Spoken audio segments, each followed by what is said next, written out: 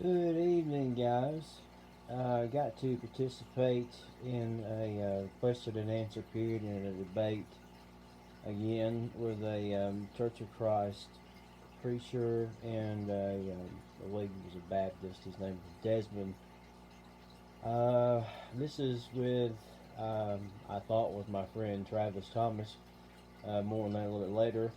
Um, while in the debate, I had gotten to a certain point that piqued my interest, and I wrote down a question I wanted to ask because he was inviting everybody to ask questions again.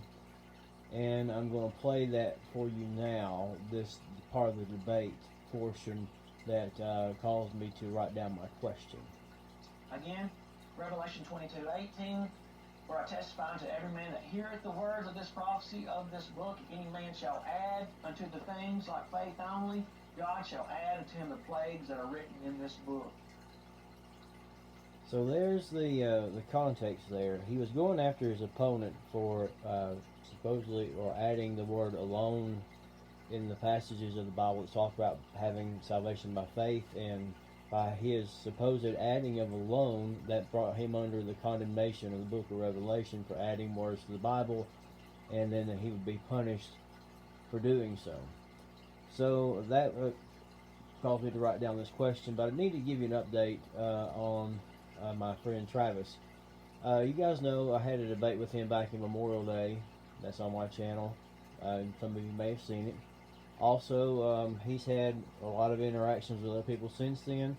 Our relationship kind of soured over time. And then he had a run-in with some other guys a month or so ago where it was not the best interactions in the world. And that was to their shame, I will say that. My friend Travis was not treated well. And so I reached out to Travis, and I offered to bury the hatchet with him, and gave him some advice on making his videos a little bit better that I had found out that was helping mine. And I offered him that we should do a reset on our relationship and then be a good example of showing how two friends could disagree on issues, even passionately, and be the kind of example that people need to be when going over these issues. So I thought I would call my friend Travis. It's about the 1 hour and 55-minute mark, and I'll let this play in full, and then we'll talk about it. Here we go.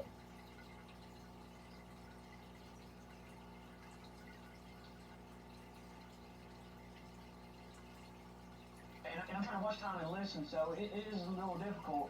I'm not trying to be rude to any of the callers, but again, just like Desmond said, if you get around a minute. Notice that he doesn't want to be rude. Watch what happens. I know we say open discussion, but it's going to be call time. All right, caller, you on Truth or Proof?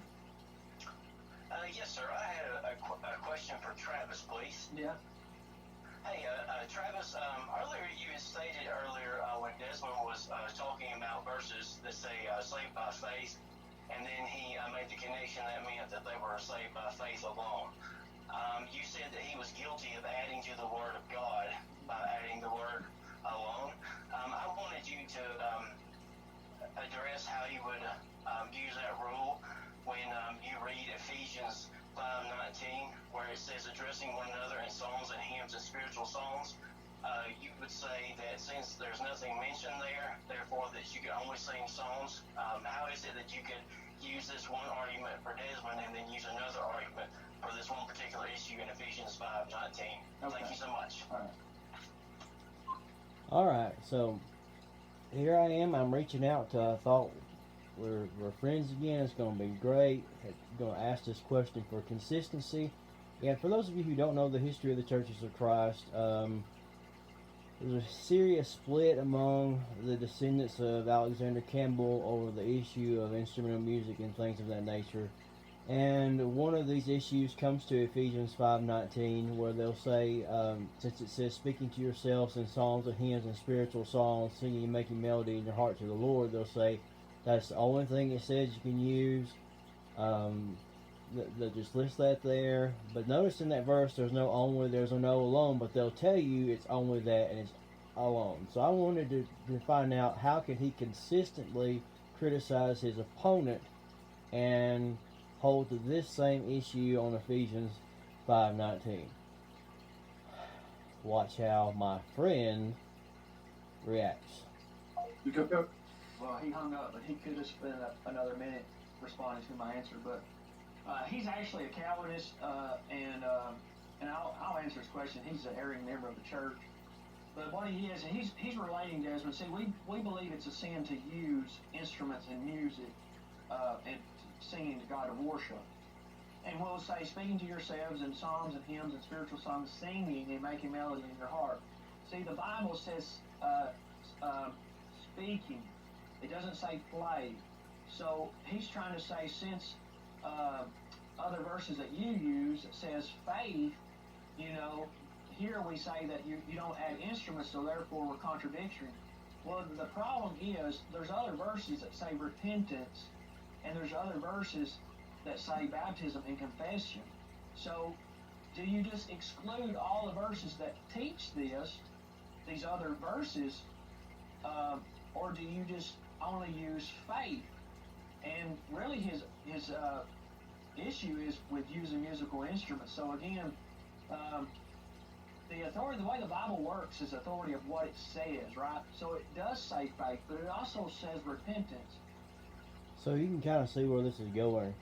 You can kind of see how Travis immediately starts to bring up all this stuff I thought was gone. But notice how there are rules for thee and rules for me. His excuse to get out of this, well, there's other verses and you have to put these all together. But he wants, for his pet issue, his rule not to apply for Ephesians 5:19. So if he's going to be consistent, he's going to have to apply the rule across the board and then try and make all these other passages fit in how that works. But he's not willing to do that. Let's let him keep on going. It also says confessing. And he's actually a Calvinist, so he would, unless he's changed, he wouldn't even agree with you. He just likes to bother me. He makes videos of me and everything like that. So that's how that ended. Bringing up Calvinism and Reformed theology. He wouldn't even agree with you. What does that have to do with anything? And then this comment, he just follows me around and makes videos of me all the time. This is the guy at the beginning of the debate. If you follow this debate, in the first 20 minutes of it, it's nothing but a montage of him playing clips where he is mocking the answers of his previous debate opponents. This is the same guy when people were coming after him or making videos just like it, tit for tat, just a few weeks ago. When I engage people like Travis, I try to do it respectfully in a manner that would honor the Lord, and I want to use it for teachable moments. This is a teachable moment. And to illustrate, there's a different set of standards. There's a standard to everybody else, and then there's a standard to those people of his particular sect of the Church of Christ.